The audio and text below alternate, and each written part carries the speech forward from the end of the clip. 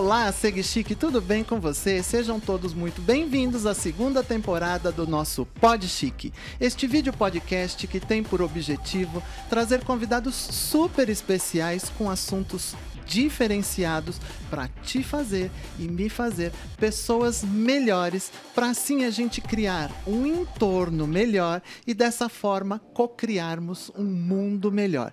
Porque ser chique e elegante é sobre isso, é sobre essa consciência do coletivo, sobre essa consciência da empatia, sobre deixarmos a nossa marca para um futuro mundo melhor. Se você não me conhece, deixa eu me apresentar. Eu sou Anderson Delfino, estou de todas as terças e quintas-feiras, às 18 horas, no canal aqui no YouTube, falando sobre estilo e comportamento. E você também pode me seguir lá nas minhas redes sociais, onde eu posto conteúdos diferentes daqui do canal. É @Underdel no Facebook, Instagram e TikTok e @UnderdelOficial no Twitter. Bom, essa segunda temporada do nosso Pod Chique está muito especial. A gente já gravou com uma cirurgiã dentista que veio falar de estética bucal. A gente falou de clareamento, de fechamento de diastema, de facetas, de porcelana, enfim. Porque a nossa apresentação sempre começa pela boca, pelo rosto. Então, ter dentes bonitos é sempre um primeiro passo. Falamos também, gravamos com uma coach consultora, onde a gente falou da etiqueta comportamental no mundo corporativo. Falamos de currículo, primeira entrevista de trabalho, como mudar para ser um líder, enfim, um episódio que também ficou bem bacana. Estamos gravando com uma paisagista e florista que era dentista, abandonou a carreira de dentista e abriu um negócio online de assinatura de arranjos florais. Ela entrega arranjos bonitos, diferenciados na tua casa ou no teu escritório, através de uma assinatura online. Então, nós vamos falar com ela de empreendedorismo e das modas dos arranjos, das flores, das cores, da decoração. Vamos conversar também com um artista plástico que trabalha com colagem. Ele deu uma guinada de vida, saiu de uma depressão através da arte, através da colagem, e faz peças que são verdadeiras obras de arte. Você jura que são telas pintadas a óleo, mas é colagem de papel. Um episódio assim também muito tocante, muito gostoso, vale a pena você conferir. Temos um episódio com uma fonoaudióloga que vem contar pra gente como se expressar melhor. Afinal de contas, já dizia o nosso mestre, quem não se comunica se estrumbica. Então ela vem falar de como fazer uma impostação de voz melhor. Aliás, eu tenho que prestar bastante atenção nesse episódio. Como impostar a voz, como ter uma dicção melhor, tratar uma série de disfunções orais, enfim, um episódio muito bacana. E como você faz para ficar sabendo quando esses episódios vão ao ar? É se inscrevendo aqui no canal, porque muita gente vem toda semana aqui, consome o nosso conteúdo e ainda não é inscrito. Então agora é a hora de você se inscrever e clicar no sininho que tem aí do lado. E nesse sininho, abre a setinha e clica em todas, que é para você receber todas as notificações de quando tiver vídeo novo aqui pelo canal. Já aproveita, vai dando aquele joinha pra gente, vai curtindo esse vídeo e não esqueça de compartilhar com os teus amigos e nas tuas redes sociais esse episódio, tá bom? E comenta aí embaixo o que você tá achando de todos esses episódios do nosso Pod Chique. Que assuntos você gostaria que a gente trouxesse aqui para você? Conta pra gente que a gente vai correr atrás e trazer para você o que você sugerir. Bom, chega de blá blá blá, chega de falar, porque a minha convidada de hoje também é muito especial. Ela é formada em administração de empresas com especialização em marketing e publicidade. Mãe de uma filha lindíssima, a Laura. Fez o caminho de Santiago de Compostela por 4 vezes e depois vou querer saber como é essa experiência. Abandonou o mundo corporativo e dedicou-se a pesquisar a essência humana pelo mundo. Viajou por toda a Europa, pela Índia, pelo México e estabeleceu-se em Madrid, na Espanha, para abrir seu próprio negócio, ajudando as pessoas a encontrarem saúde mental, emocional e física através das terapias integrativas. Eu estou falando da Andrea Maria Pascali, a Andrea Pascali. Muito bem-vinda ao nosso Pod Chique. Obrigado pela tua gentileza de vir aqui compartilhar toda essa história de vida maravilhosa.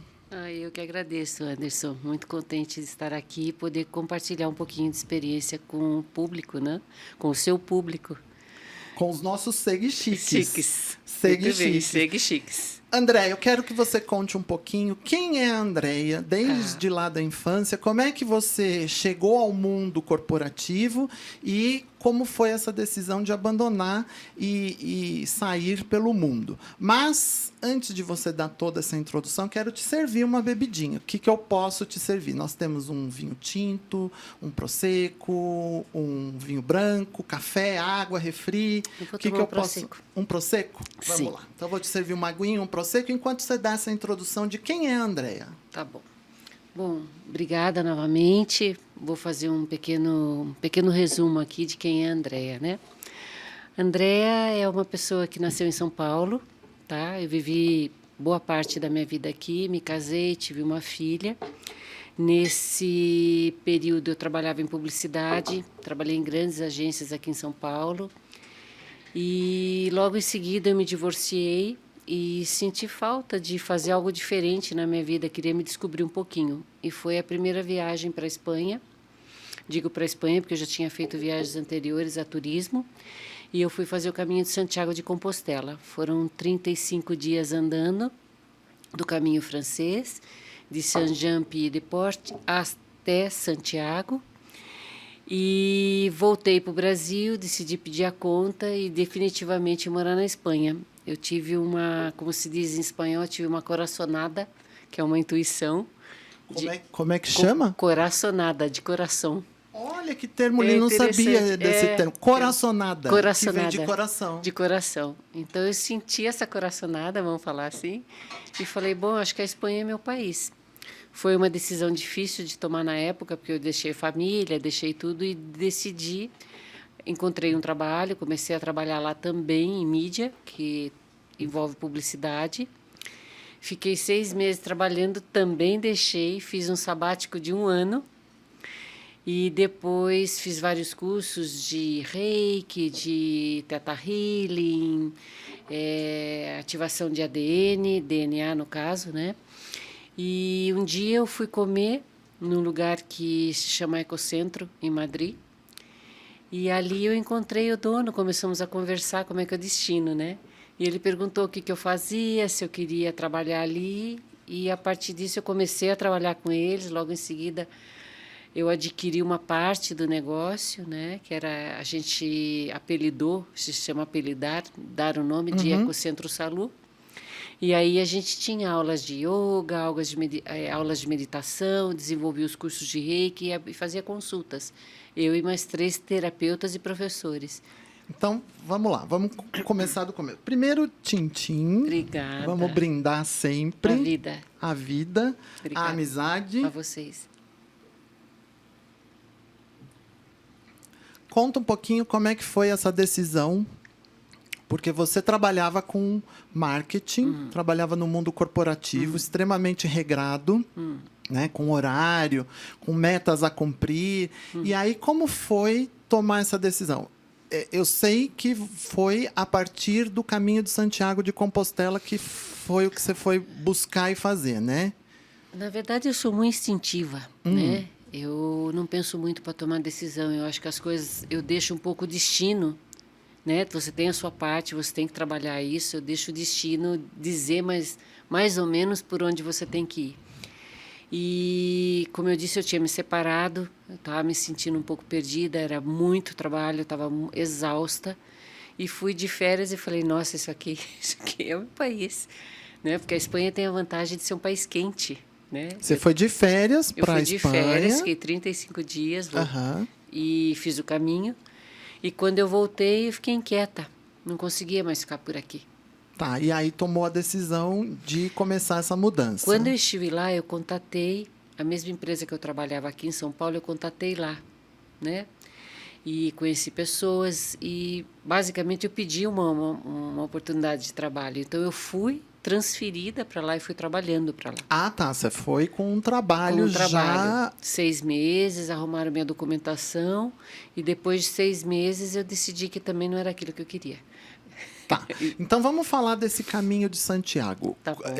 Muita gente pode não conhecer. Você falou que tem o caminho francês. Conta para os nossos seguichiques o que é o caminho de Santiago e quais as possibilidades do caminho de Santiago de Compostela. O caminho de Santiago de Compostela é uma peregrinação, né? Ele é famoso. Na época, foi 2003.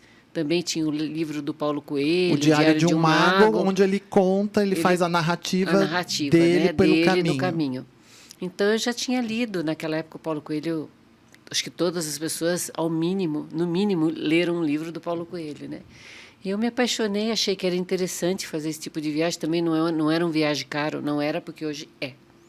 Não era uma viagem caro na época, apesar de ser 35 dias, porque você fica caminhando com uma mochila, detalhe, de 11 quilos máximo. Depois eu conto para vocês por quê.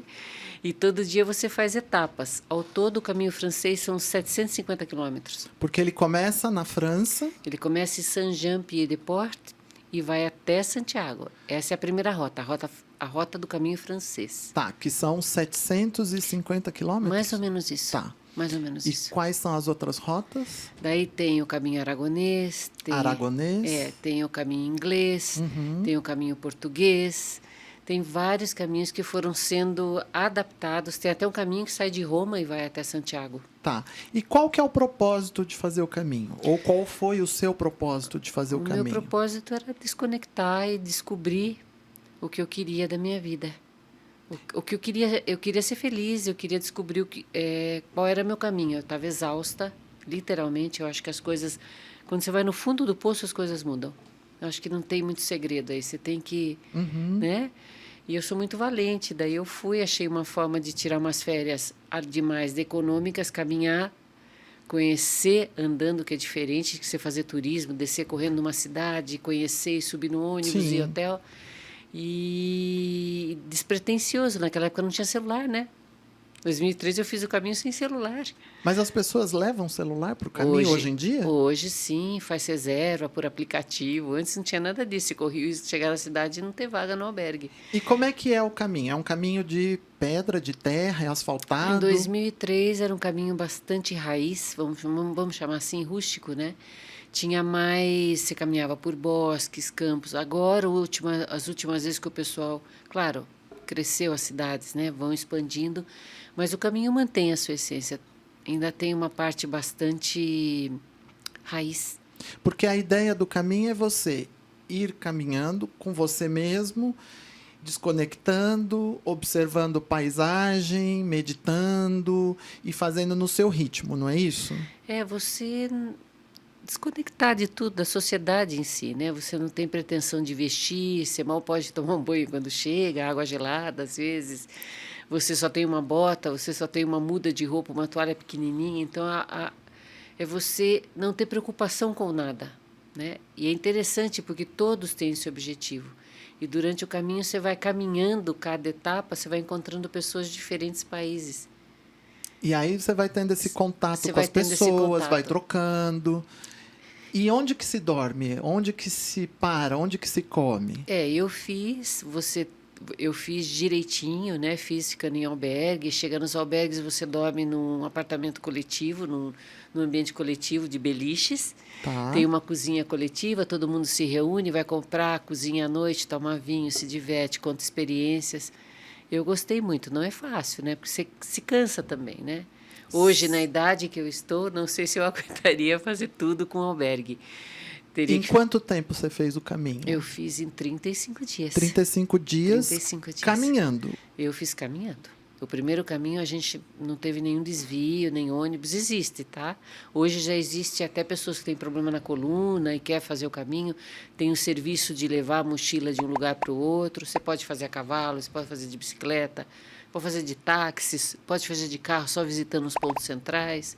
A opção é enorme. Sim, mas o propósito da origem do caminho é esse: ir caminhando a pé, vai parando nos albergues, faz a refeição conjunta, descansa, dorme, no dia seguinte caminha de novo.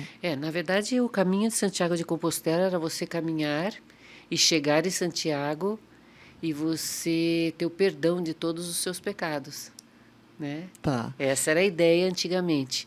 Né? Uhum. Você passa por hospitais que foram hospitais leprosos. Na verdade, o caminho era uma rota foi até uma rota de fuga, né? Mas era basicamente uma rota de peregrinação, de chegar e alcançar uma graça. E aí você chega em Santiago de Compostela, que tem aquela catedral gigantesca com aquele incensário enorme. Divino. Uhum. Sabe que o incensário, na verdade, ele existia para tirar o cheiro da catedral. Eu sei. Porque os peregrinos, imagina, não tomavam banho há 35 dias, né? Eu não fiz o caminho de Santiago, mas eu estive em Santiago de Compostela. E lá foi contado que o incensário, na verdade, era a intenção de tirar o mau cheiro dos peregrinos que chegavam na catedral, né?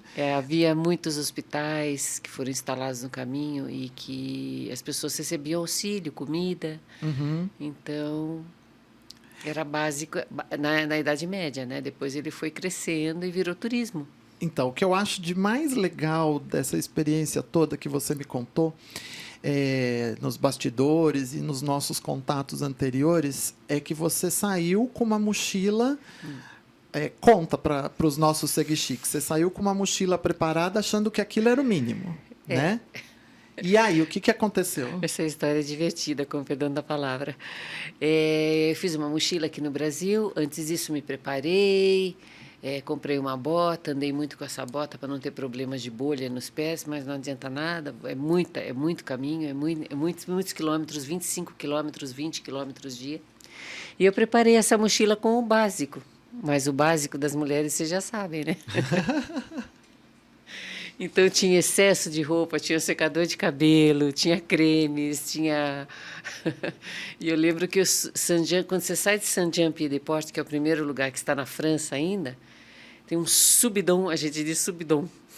Você sobe uma montanha, volta a descer para chegar em Roncesvalles. E eu cheguei em Roncesvalles, eu juro para vocês, morta. Cheguei a um ponto que quando você chega no topo dessa montanha, eu lembro que eu deitei na grama e desmaiei de cansaço, porque eu cheguei de avião a Madrid, fui até Pamplona, de Pamplona eu peguei um táxi que me levou até Saint-Jean e já comecei a caminhar, nem descansei em Saint-Jean, tinha aquela, né, eu posso, eu vou, eu consigo. Desmaiei lá em cima, eu me lembro que eu acordei, tinha uma neblina, assim, um fog, e tinha um holandês com uma bicicleta me dando uma laranja. E eu despertei e falei, morri, né? Aquele monte de coisa. Daí continuei andando, cheguei no albergue e um senhor que administrava o albergue começou a tirar tudo que tinha na minha mochila. Ele falou, você vai morrer com esse peso, né? E tirou tudo que está na minha mochila, você vai deixando numas caixas, porque se os peregrinos falta alguma coisa, eles vão buscando nessas caixas em cada albergue. Uma coisa de contribuição entre os peregrinos, inclusive, né? Você vai deixando porque um outro que vem atrás pode usar, você vai... compartilhar tem uma coisas, coisa de compartilhar, né? Eu andei com um franciscano que fazia descalço o caminho, e eu ajudei na alimentação dele uma boa parte do caminho. Então, tem toda uma cooperação, assim. Cooperação, essa é a palavra. E cada vez que você chega em algum lugar, né, você vai na missa à noite, você agradece, né? É bonito. Agradece pelo dia, por estar vivo, por estar vivo especialmente. Mas continua da mochila. Aí... E daí tirei metade mesmo, assim, ficou super pesada, porque você não está acostumado. Você andar com uma mochila... Tem que estar com as costas mais fortalecidas, fazer um pouco de musculação antes, né? Mas eu fui no ímpeto da coisa, né? Eu posso. Eu sempre acho que eu posso tudo. Depois a gente até repensa. Repensa mais ou menos, porque aí você voltou mais 3 vezes, né? Não, daí eu terminei o caminho, voltei para o Brasil, voltei a trabalhar e falei, não consigo. Não consigo, eu quero ir embora para a Espanha, quero ir embora para a Espanha, era mais forte que eu. Consegui o emprego, fui, como eu disse anteriormente, fiquei 6 meses também e decidi fazer um sabático. Nesse sabático eu tentei fazer mais um caminho. Eu fiz o aragonês, que sai de Jaca, vai até Pamplona, entra no caminho francês e vai até Santiago. Esse eu fiz inteiro. É muito interessante que você vai ficando com monges, você vai ficando em monastérios, é bem bonito essa parte aí. E depois tentei fazer o português. O português é bem rápido, é uma semana, mas tem muita, que diz carreteira, muita estrada, então o asfalto é quente, não é fácil. Mas você come uma comida portuguesa o caminho todo, um bacalhau, um vinho delicioso. É uma semaninha. E depois eu fui fazendo picado. Quando eu tinha uma chance, eu ia para o Cebreiro, fiz só a Galícia, eu ia alternando. E o último que eu tentei fazer inteiro foi o caminho inglês, está fazendo uns 6, 7 anos que eu tentei fazer. Você sai de Bilbao e vai até Santiago pelos Pirineus. E daí meu joelho não aguentou. Daí eu tive que parar.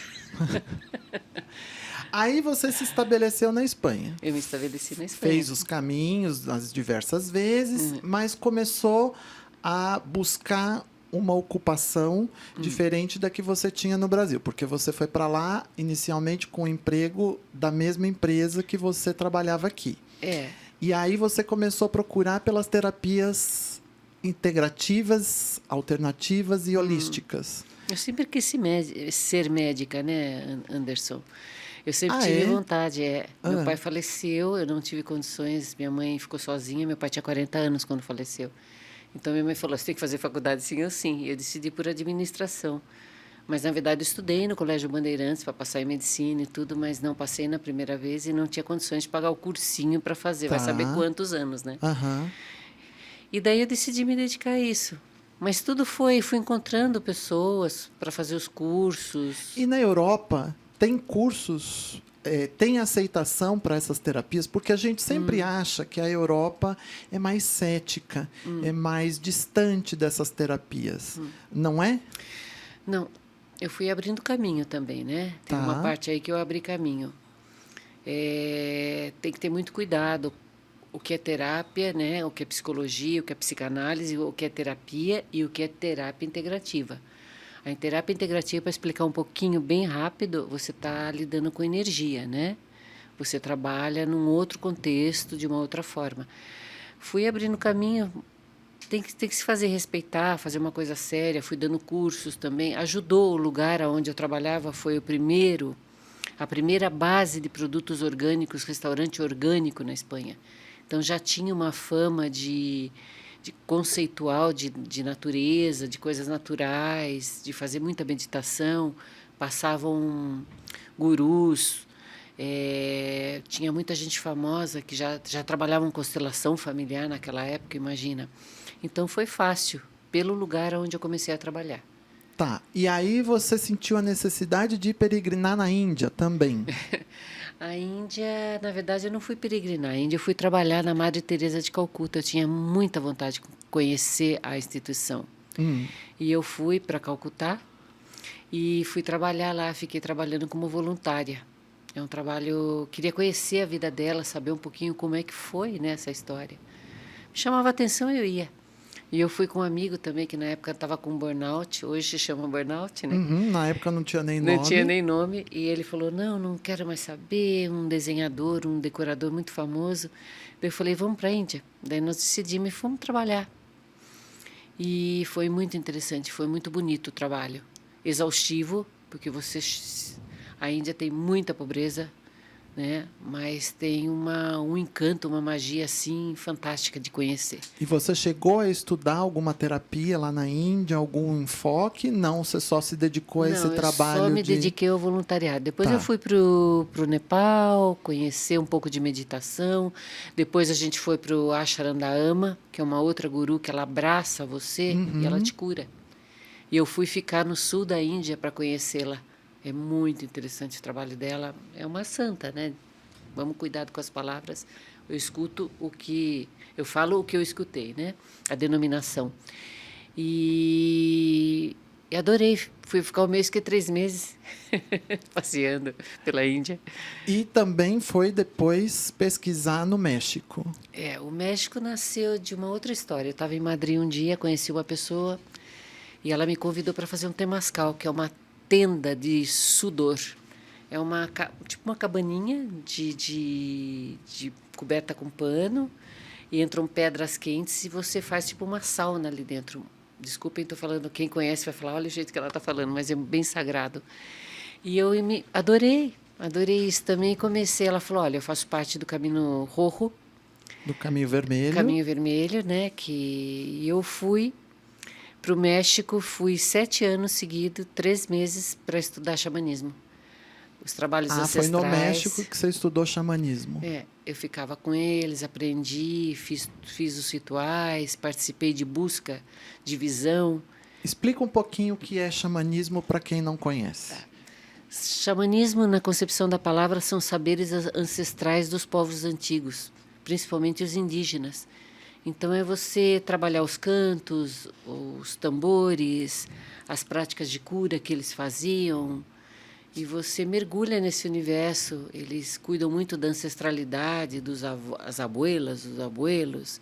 As avós e os avós. Os avós. E eu me interessei por isso. Até tem uma parte, depois descobri que a minha bisavó ela tinha uma certa descendência guarani também.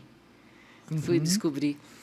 Mas, enfim, não fiz por curiosidade e acabei me apaixonando e ia para o México. O México é uma delícia, né? É um país delicioso, você aprende muito.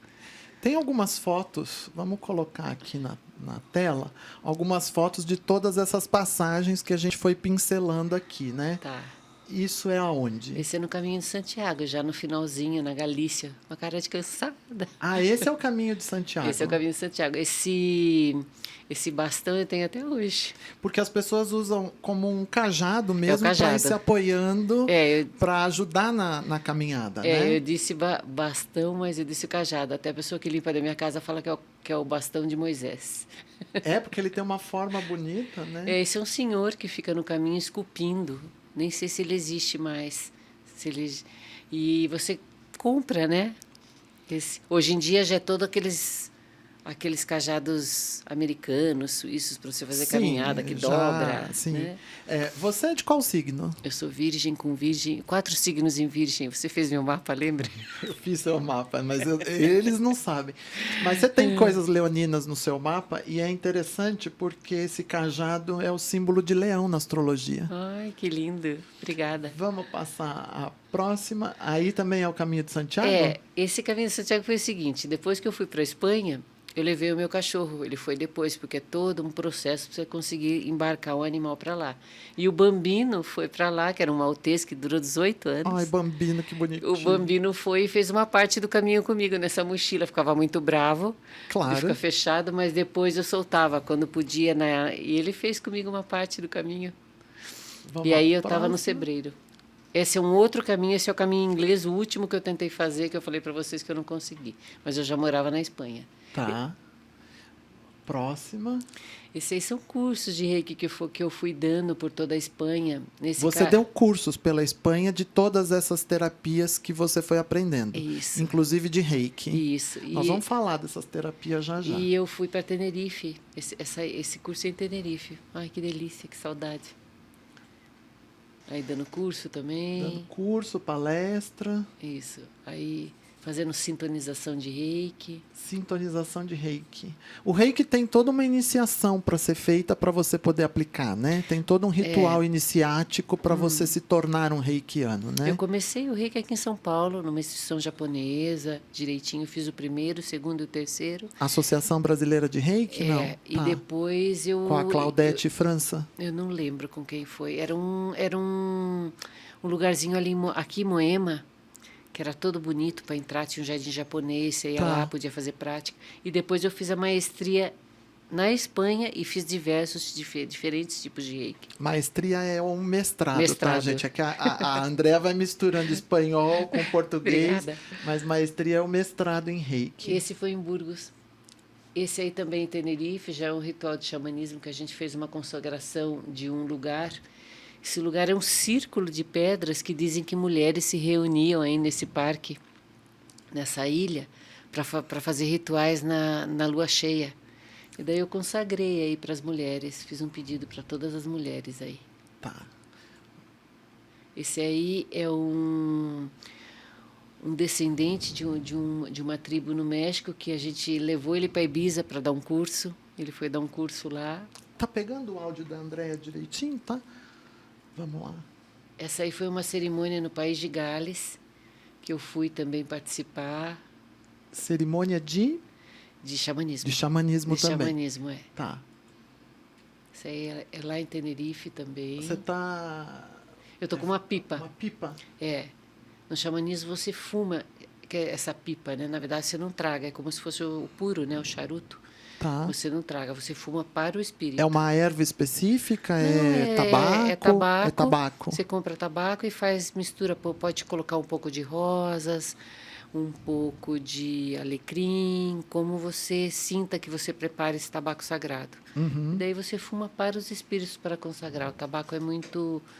Para eles é muito poderoso. É um instrumento de conectar com o espírito. Inclusive de defumação, de preparação, né, da aura, do ambiente, das energias, né? Isso aí foi na que Espanha. foto linda, na Espanha? É, essa foto na Espanha. Isso aí é no México. Essa era uma das xamanas que nos acompanhava, a Mama Andréia. Ela faleceu ano passado, uma grande pessoa do Equador, chilena. É uma mulher muito poderosa. E a gente estava nas cerimônias, pintamos o rosto aí com urucum, porque essa menina que estava aqui do lado, ela fazia parte. Ela tinha tradição com os guaranis também. Então, pintamos o rosto. Ai, que bonita. Tá linda essa foto. E aí, toda a tribo, né? A gente fica ali. Tá. Vamos lá. Aí também no México. Aí México, né? Só pelo colorido a gente vê. Pelo poncho. Foi as botas. Sei também no México, eu fiz um curso de reiki com os golfinhos, de adestramento com os golfinhos. Tive a oportunidade. Eu não queria fazer, porque eu não gosto dos animais em cativeiro, né? Mas era tão especial e era para mulheres grávidas, com crianças com síndrome de Down. E eu fiz esse curso no México, adorei. Sei, na Índia, no Taj Mahal. No Taj Mahal, olha que linda. Esse aí já é na França. Você viajou um bocado em busca desse conhecimento todo, né? Você sabe que é uma coisa que eu estava falando, a facilidade que tem a Europa, né? Aqui, qualquer viagem, você tem que tomar um avião de 12 horas. Atravessar o Atlântico. A Europa você tem essa facilidade de 1 hora e meia, 2 horas, fora os preços, né? Então, você tem que aproveitar. Você ir no Escorial. Escorial é na Espanha. É na Espanha. Né? Você ir Montmartre. Perto de Madrid. Montmartre na França. Você ir em Israel foi uma viagem que eu queria muito fazer. Você ia em Jerusalém, no caso, né? Eu queria muito viajar para esse lugar e chorei o tempo inteiro. É impressionante. Todo mundo diz que Israel tem uma energia tocante, né? Que é uma energia muito diferente. De alguma maneira você sai de lá tocado. Eu nunca estive em Israel. Eu fico triste ficar vendo tudo isso. Nem procuro ver muito, né? A gente não vai aqui se envolver em situações políticas e nem comentar, não vem ao caso. Mas a sagralidade de um lugar você não consegue tirar. Tá ali, né? O Santo Sepulcro, tá ali uma história de Jesus. Eu fui para Galileia, fui no Mar Morto. É impossível. Eu não sou católica, eu acho que eu sou cristã. E você se emociona. Você se emociona de pensar que... Todo mundo que vai para lá, sendo católico ou não, tendo religião de matriz cristã ou não, diz que volta de lá tocado. Todas as pessoas com quem eu tive contato, diz que é uma energia... Jerusalém é 4 religiões aí dentro dessa cidade, né? Sim. Esse em Ibiza é um lugar também mágico aí. Linda essa foto. É um pôr do sol, né? Ou é um nascer do sol? Não, é um pôr do sol. Pôr do sol, lindo. Você é na Rússia, em Moscou, aí em Praga no Natal. Bom, enfim, ela viajou, gente, em busca desse conhecimento, o mundo. Sim. E aí, eu acho que cabe bem agora a gente fazer aquele quadro novo da nossa segunda temporada, que é o R+, o R nunca mais. Que é um momento em que você vai dizer, pode falar de qualquer lugar aí desses que você passou. A R+, é aquela refeição mais legal, mais inesquecível, mais diferente, aquela que quando você pensa numa refeição especial, você lembra dela. Qual foi essa refeição, ou onde foi, ou com quem foi, ou o que você comeu nessa refeição? A mais de todas. A mais de todas. Nossa, que difícil. Que difícil. Difícil, muito difícil, mas eu ainda fico com a Espanha.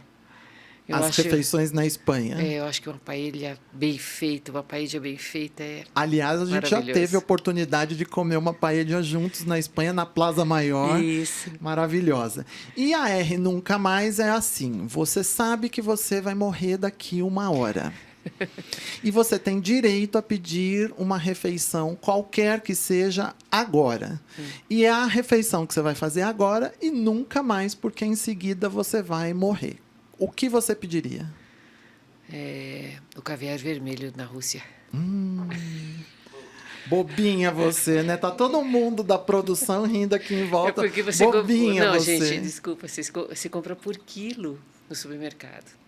E aquilo é maravilhoso. Lá você compra por quilo, né? Porque aqui quilo. no Brasil não chega tão fácil. Não. Legal. Aí, então, vamos voltar para as terapias. Você fez todo esse passeio no mundo e resolveu abrir o teu negócio com todas essas terapias que você foi descobrindo. Que terapias que você faz uso? Quais que você se utiliza?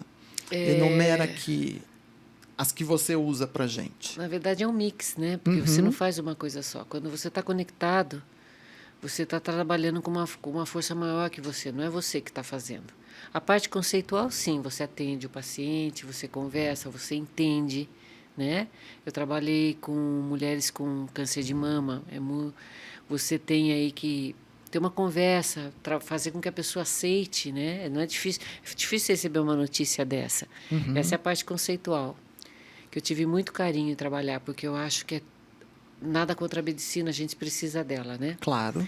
Mas ninguém está falando aqui para abandonar os tratamentos convencionais. Nunca. Mas a gente tem todo um outro lado que precisa ser trabalhado. Não, medicina é medicina. Eu chamo de medicina, eu chamo remédio. Eu chamo de medicina.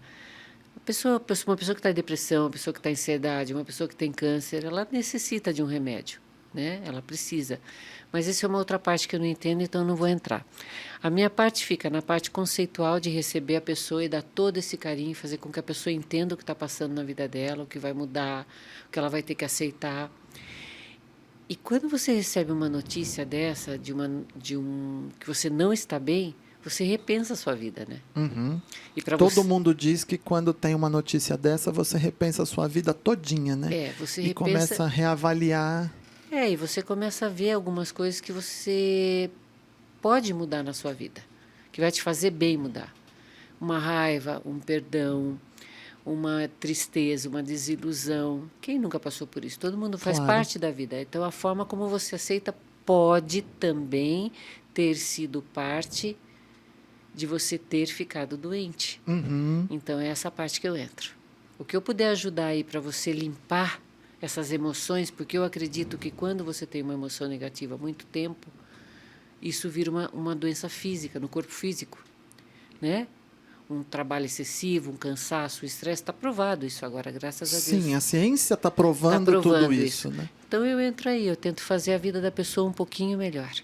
Tá, e aí você se utiliza de quais terapias no geral, assim? É claro que cada caso você vai usar uma, mas quais as terapias que você usa? Reiki? Eu uso Reiki, eu uso o Theta Healing, que é uma desprogramação de crenças, né? Então, às vezes, você tem uma crença enraizada, a gente copia muito dos nossos pais, da nossa mãe, né? Isso pode ser coisas positivas e negativas, né? Então, eu ajudo você a entender, a desprogramar. Por exemplo, eu me vi um dia dando uma bronca... Eu me vi um dia dando uma bronca na Laura com as mesmas palavras da minha mãe. A Laura é a filha da André, com as mesmas palavras que a tua mãe usava. E eu falei, isso eu não quero. Tá, isso e o que é o Theta Healing? Essa era uma das minhas perguntas. Como é que funciona? Você falou que é uma desprogramação... De crença. De crenças. Negativa. De crenças negativas. Desculpa o espanhol. Tá. De crenças negativas. Você trabalha a nível energético, né, o que está somatizado no órgão que está doendo, o que está enfermo, tá? Tá. Então, a gente trabalha com chakras, são 7 chakras. Por exemplo, se você teve uma angina, você teve um problema no coração, nós vamos trabalhar aqui nessa região. Você tem um problema de ouvido, você tem um problema de tireoide, a gente vai trabalhar no chakra da garganta. O que foi que você não disse? O que foi que você está aí engolindo e você não consegue resolver, por exemplo? Né? Chakras são centros centros de de energia força que a gente tem pelo corpo.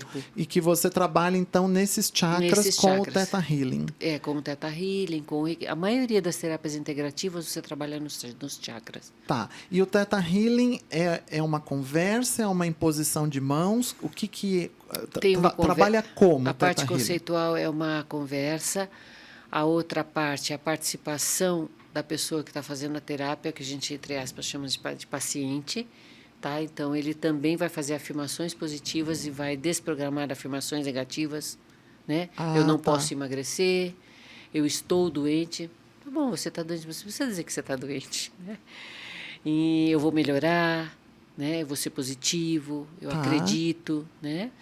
Então, você começa a trabalhar isso. E depois tem uma outra parte que a pessoa está deitada, num estado semi-inconsciente, e você trabalha com as mãos nesses centros para irradiar energia e dar um pouco mais de força para o organismo se recuperar. Estou partindo do princípio que as células boas do nosso organismo começam a trabalhar na sua defesa se você muda o seu pensamento. Uhum. Se você está falando para o seu corpo algo negativo, ele vai aceitar aquilo como é. Então, o que eu tento fazer é retroceder esse processo. O que eu tento fazer, porque eu não posso fazer e nenhum terapeuta pode fazer nada por você sozinho. Tem que ter sempre a participação da pessoa. A disposição do paciente, entre aspas. A primeira coisa é você aceitar que você precisa de ajuda. Então, chegava paciente que a mãe mandava o filho, mas o filho não queria estar ali, então não vai ajudar. Você precisa entender e você precisa querer curar. Se você não quer se curar, ninguém pode ajudar você. Agora, como você faz isso? Você falou de um filho. Como você faz isso com uma criança? Porque ela tem consciência de que ela precisa trabalhar coisas? A criança é um universo muito mágico. A criança, no meu ponto de vista sempre, tá bom? Nós interferimos, nós não deixamos a criança, ela mesmo, buscar a saída para qualquer coisa que ela sinta. Ela tem uma febre, a gente dá uma Novalgina. Tá bom, se está 39 graus, você tem... Mas é uma defesa do organismo. Então, a criança, enquanto ela não aprende isso, o próprio organismo dela, dependendo do que ela está sentindo, consegue retroceder. Sim, porque a gente dá o antipirético, que tem que dar para baixar, que é um medicamento para baixar a febre, mas não vai buscar a causa daquela febre, como emoção, questões mentais, questão de construção de padrões. Uma separação dos pais, ou quando cresce. Quando cresce, ela tem febre às vezes, ou quando tem um dentinho, alguma coisa. Então, você procura entender. A criança, a gente trabalhava muito com o desenho, né? A criança exprime muito o que sente num desenho, né? Aí você vai pelo lúdico. Você vai pelo lúdico. Tá. Vai pelo lúdico e depois você faz uma entrevista com os pais, que vão te dar mais... que tem o histórico, né? Sim, que vai te dar a referência para o tratamento. Você assistiu um filme chamado A Queda Final, ou Queda, que estava aí no cinema agora? Não. Então, ali tem uma parte que o filho tem que escolher entre o pai e a mãe. E isso... Ai, que escolha horrorosa. Então, aí também. Isso não pode acontecer. Aliás, está cheio de pai e mãe que fala quem você gosta mais, do papai ou da mamãe? A gente, que você vai hoje ser quando menos, crescer. Mas a gente já viu muito isso. O que vai ser quando crescer. Dá um beijo na titia. A criança não quer dar um beijo na titia. Né? Tem várias coisas aí, mas a gente, quando é pai e mãe, a gente está fazendo o que a gente pensa que sabe, né? Sim. A gente sempre procura dar o melhor. Nem sempre é o melhor. É o melhor. Além do Theta Healing e do Reiki, você falou de programação de DNA. Ativação de DNA. O que é isso? Que técnica é essa? Como é que funciona? Essa é uma técnica de visualização, tá? Que você começa trabalhando e também mudando crenças, tá? Você trabalha cada órgão em específico, por exemplo, uma pessoa que tem um câncer de mama. Então, você trabalha as células daquele lugar, projetando coisas positivas para essa célula. Se acredita que tudo está no seu ADN, né? E é verdade. tudo. Uhum. Então, você também desprograma coisas que você herdou e que não são positivas. As enfermidades também você herda, né? Algumas delas. Padrões mentais. Até hoje estamos descobrindo que até uma depressão você herda também, né? Uhum. Então, você tenta desprogramar isso no seu DNA. Através de visualizações Através de visualização, guiadas. guiadas, através de posição de mão. E aí o teu trabalho é fazer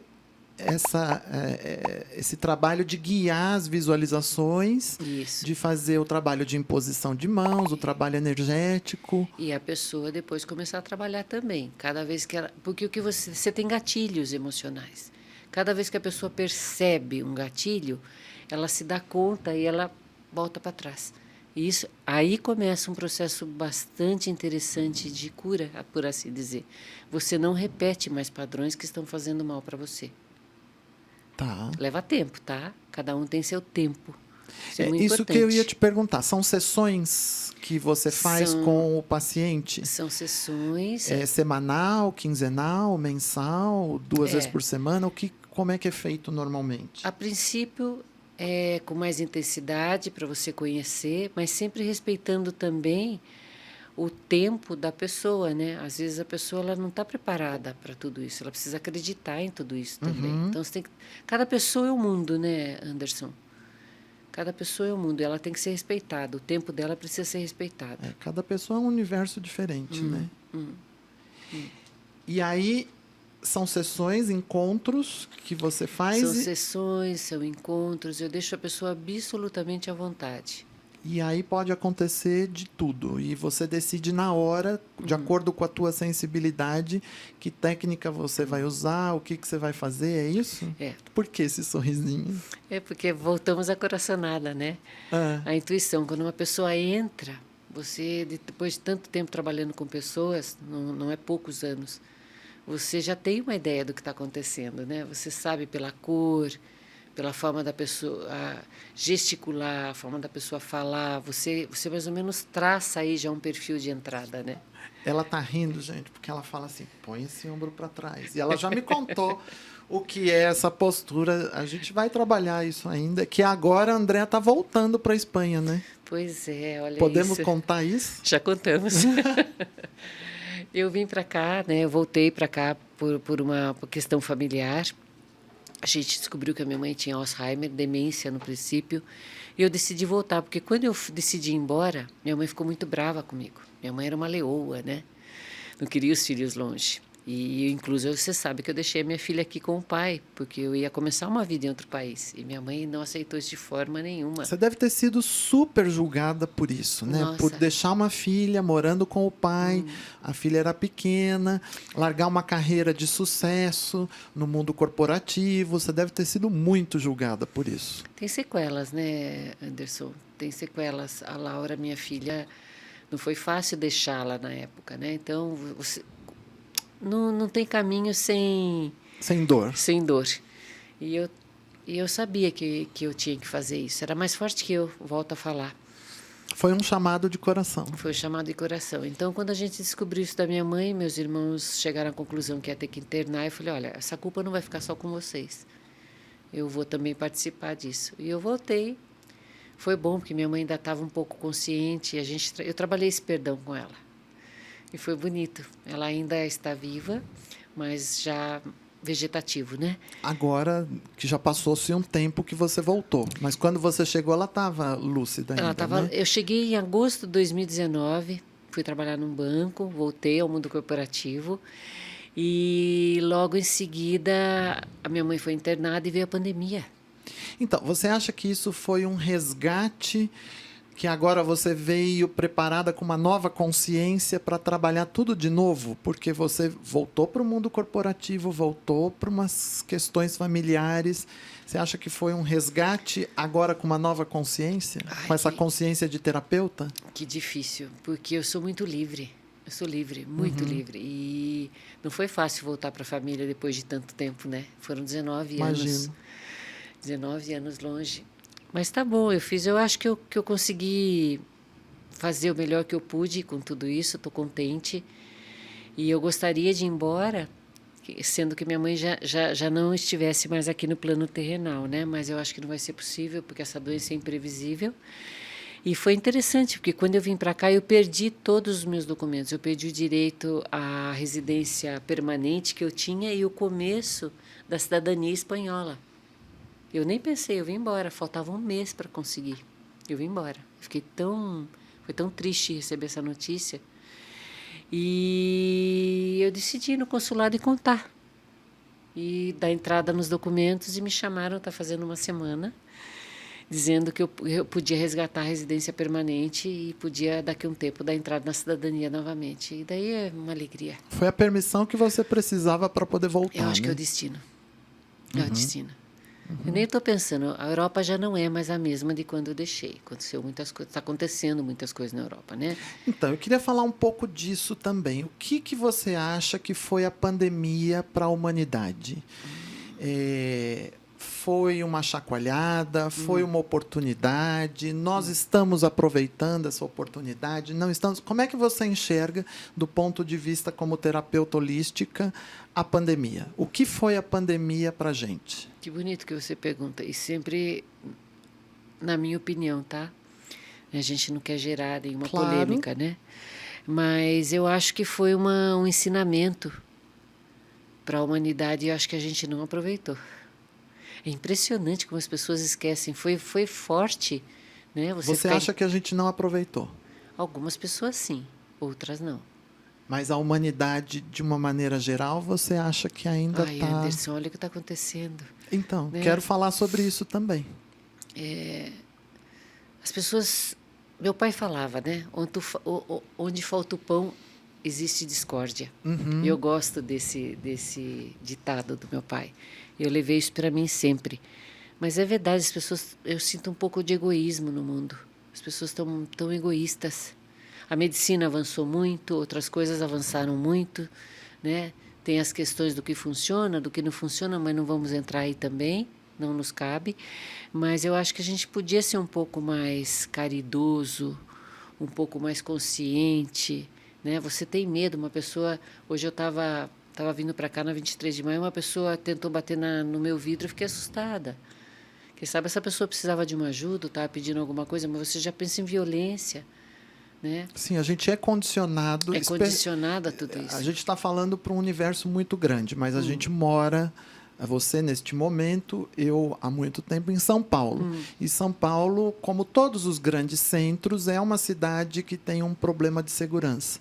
E é o que você falou, chega alguém próximo, a gente já se assusta. E às vezes a pessoa só quer trocar uma palavra, mas a gente já é condicionado a... Porque, assim, tomam o celular da mão, assaltam, né? Então, a gente é orientado o tempo todo. Tome cuidado, não ande com o celular. E, às vezes, a pessoa só está chegando para pedir um alimento, ou uma troca, um carinho. E outra coisa que também me deixa um pouco... O mundo virtual, né? O que é verdade, o que não é, o que a gente está vivendo hoje, né? As pessoas estão muito condicionadas ao celular, incluso eu também, tudo você necessita do celular. Mas você passa muito tempo no celular, né? E condicionada a um padrão de vida, um exemplo de vida aí, através de algumas redes sociais, que às vezes não é verdade, né? Eu acho que você, como eu, acredita que nós estamos aqui no planeta por um motivo. De evolução, de melhorar, de ser cada dia melhor e se melhorar como humanidade. Mas você acha que a gente está no caminho, que a gente está evoluindo? Olha, eu voltei para o mundo executivo, sem dar nomes, e eu tentei implantar uma cultura mais humanizada, tentar fazer alguma coisa. Eu estava trabalhando no recursos humanos, mas é difícil, né? É difícil. Porque se fala muito no mundo corporativo de ter situações mais humanizadas, de olhar o colaborador com outros olhos, de permitir que o seu colaborador tire alguns minutos durante o horário de trabalho para se cuidar. Enfim, isso se prega muito, mas... Eu vejo acontecer cada vez menos e cada vez mais a gente está correndo contra o tempo, fazendo mais coisas, procurando dar conta daquilo que não deu no dia anterior. Eu tenho me questionado muito se a gente está indo para um lugar de evolução. o trabalho é uma extensão da sua casa, tudo é uma extensão de você, né? Não existe um fator isolado. Sim. O que você é em todos os âmbitos da sua vida. Mas tá difícil, a pressão é grande, a pressão é muita gente. Temos muita gente, poucos recursos. Estamos ficando escassos de recursos. Agora, você imagina, isso vai, o que é meu, quero ganhar mais, né? Isso vai gerar questões, uma controvérsia aí forte no mundo. essa dualidade que a gente viveu no país e o mundo está vivendo entre dois polos políticos, entre opiniões diferentes, que não há problema nenhum em termos opiniões diferentes. Não. Porque, como a gente sempre diz, todo mundo está buscando aquilo que acha que é melhor. Só que você acha que uma coisa é melhor e eu acho que outra coisa é melhor. Mas a intolerância, a falta de empatia está muito generalizada. Como é que você está vendo isso? Porque a gente não deveria estar indo para um caminho melhor? Já teve gente que me chamou de hippie Nutella, Aham. né? Não é questão de ser paz e amor, mas eu acho que uma boa conversa dá para resolver. Você dá um pouco de atenção para as pessoas. Você acha que a gente está caminhando para a Terceira Guerra? Você acha que Acho vai que acontecer a Terceira Guerra? Eu acho que esses dias eu tive uma discussão. Tenho amigos meus fotógrafos que trabalham em imprensa lá fora. Para eles, a Terceira Guerra já começou, com a história aí da Rússia. Uhum. Eu acredito que não, porque se a gente tem uma Terceira Guerra, eu acho que não sobra ninguém. Ninguém. Né? Não acredito que vai partir para isso. Eu acho que é mais uma questão econômica, sobe o dólar, desce o dólar, isso influencia no mercado de ações e tal. Eu acredito nisso, ainda estou tentando ter um pensamento aí. Seria triste, né? Que acontecesse esse tipo de coisa. Agora, armamento é uma coisa que não se investe muito, poderia matar a fome do mundo, defesa, se defender do quê? Do ser humano que está num país vizinho? Não consigo entender muito bem isso. Sim, porque a gente está se defendendo da gente mesmo, né? Somos todos humanos. Somos todos Somos humanos. todos pessoas. E eu, depois de fazer tanta andança por aí, você descobre que a felicidade é você ter saúde mental. Se você não pensa bem, não está pensando bem, você não vai conseguir resolver nada na sua vida. Você precisa pensar bem. E para pensar bem, você tem que estar saudável mentalmente, emocionalmente, físico e espiritualmente também. Precisa ter fé. Precisa acreditar em alguma coisa, independente da sua religião. Né? Então, eu confio na humanidade ainda. Eu acho que vai chegar um momento que vai ter um retrocesso. Está aí a geração Z, que já não quer ser líder, que já não quer trabalhar tantas horas, já está retrocedendo a coisa. Não, eu acredito exatamente como você. Eu também não acredito na Terceira Guerra, nessa forma bélica de guerra, um lado contra o outro. Acho sim que nós estamos vivendo a Terceira Guerra, que o que a gente está vivendo é uma guerra mundial, mas acredito que a humanidade ainda vai encontrar seu rumo. E gente fazendo trabalho bonito. O que você está fazendo é um trabalho bonito, né? Levar um pensamento positivo, levar uma mensagem positiva para as pessoas, isso ajuda no dia a dia. Hoje eu escutei uma música de manhã e me alegrou. Uma música de manhã que eu coloco de manhã e me alegrei, entendeu? A meditação é muito importante. Eu aconselharia, se eu pudesse dar um conselho para vocês, independente de qualquer coisa, meditem. Aprendam a meditar. A gente está indo para o encerramento do nosso episódio. Eu tenho algumas perguntinhas para te fazer ainda, exatamente sobre isso. Você faria tudo de novo? Toda essa história que você contou para a gente, abandonar o mundo corporativo e ir em busca de um conhecimento ancestral. Você faria tudo isso de novo? Olha, eu ia até dizer para você que eu li um livro essa semana chamado A Biblioteca da Meia-Noite, é do Matt Hay. E ela tem, com 35 anos, a personagem Nora tem a capacidade de voltar para trás e repensar tudo que ela não fez bem na vida dela. Isso acontece. Eu faria tudo de novo igualzinha. Você é feliz hoje? Sou feliz, sim. Sou feliz porque eu vou voltar para a Espanha. Porque eu estou feliz. Mas eu passei um mau bocado. Você vê uma mãe doente Fiquei muito triste com essa história. Não, tudo bem, é natural, mas na tua essência você é uma pessoa realizada hoje, é feliz. Você encontrou o que você foi buscar quando você saiu aqui do Brasil, foi peregrinar, foi buscar conhecimento. No México eu aprendi a morrer. No México você aprende a morrer, porque eles lidam com a morte o tempo todo. Né? E vendo a situação que eu passei aí de âmbito familiar, já não tenho mais medo da morte. Isso é uma grande coisa. Nossa. É. E com relação a envelhecer, tentar não entrar nesse padrão de estética que estão impondo, né, pra gente, que não é verdade, né? Você pode fazer uma harmonização, claro que sim, você pode fazer tudo que você tem direito a fazer, mas respeite você, né? Uhum. Tem coisas que você não vai conseguir mudar. Né? A gente engorda com a idade, vem a menopausa, vem um monte de coisa, dando exemplos, né? Então, se aceitar um pouquinho também, fazer exercício é muito importante. Várias coisas aí que dá para melhorar a vida. E você acha que o mental é mais importante que o emocional? Ou eles caminham juntos? Ou um é sobre o outro? Você falou, o Olha, importante é a gente ter saúde mental. nem sempre uma pessoa que pensa bem, ela está tendo uma emoção negativa. Você pode estar contente, mas o seu pensamento não está alinhado com isso. Tá. Tá? Pode estar numa paranoia, por exemplo. Uhum. Então, eu nunca se deu tanta importância à saúde mental, mas é preciso entender a saúde mental. O que é a saúde mental? Para mim é pensar bem. Quando que eu estou com um pensamento negativo, obsessivo, busco uma ajuda. Né? E quando você se propôs a fazer todo esse trabalho que você contou pra gente, com as terapias e auxiliar as pessoas, o teu foco, a tua intenção é essa, de fazer um mundo melhor? É fazer com que a pessoa se sinta melhor no mundo. O mundo melhor é muito grande para mim. Eu tento rezar para as coisas acontecerem bem, mas é que a pessoa se sinta bem, porque tem coisas que você não vai poder mudar. Situações familiares, uma separação, vai acontecer em todas as famílias. Mais dinheiro, menos dinheiro, isso vai acontecer na sua vida. Mas é como você lida com essa situação que é o mais importante. Como é que você enfrenta isso? Aceita, deixa fluir. Tem menos, gasta menos. Tem mais, gasta um pouquinho mais. Dá um presente, dá um mimo. Mas o importante é isso, é você saber lidar com as situações que estão na sua frente no momento. Perder o emprego, ter que vender um carro, ter que se separar. Tenta ver isso de outra forma. E acontece uma mágica aí. Vou usar a palavra mágica, eu gosto. Quando você dá menos importância às coisas, elas se ajeitam mais rápido. Que lindo isso. Isso é para a gente parar e pensar. Para a gente caminhar para o fim, nós temos também um outro quadro nessa segunda temporada, que é o Indica Chique.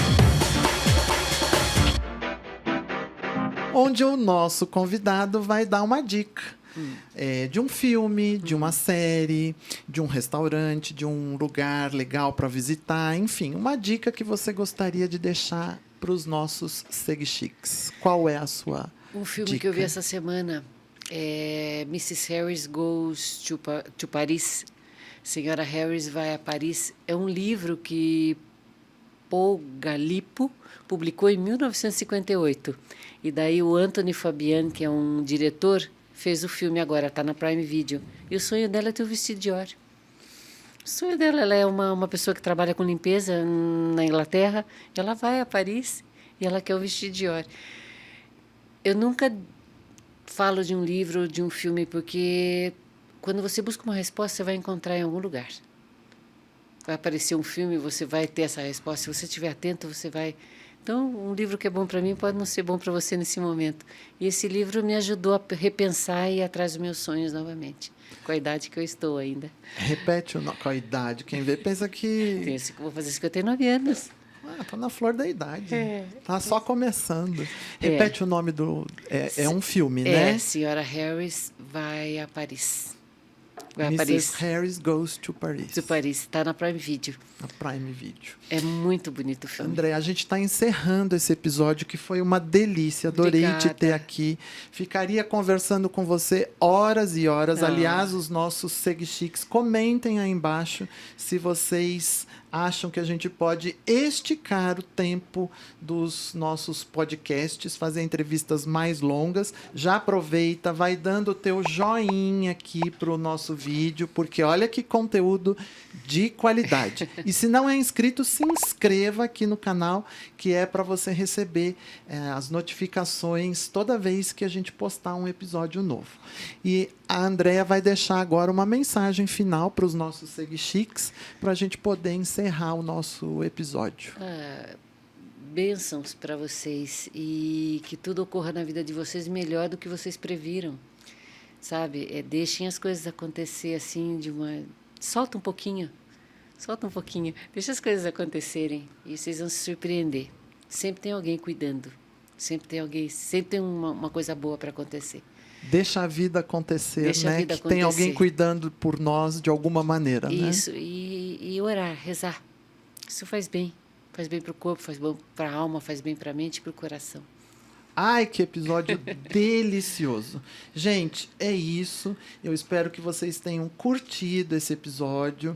Os contatos da Andréa apareceram no começo, vão ficar aí na descrição do vídeo. Apesar dela estar voltando para a Espanha, ela vai estar sempre fazendo os atendimentos online para quem é aqui do Brasil. Cada tanto ela volta e aí ela pode fazer os atendimentos presenciais. Então, entre em contato com ela. É um ser de muita luz, uma pessoa muito querida, já fez atendimentos para mim, recomendo, tá bom? Então, Obrigada. por hoje, a gente vai ficando por aqui. Até o próximo episódio aqui no canal. Valeu, um grande beijo. Tchau!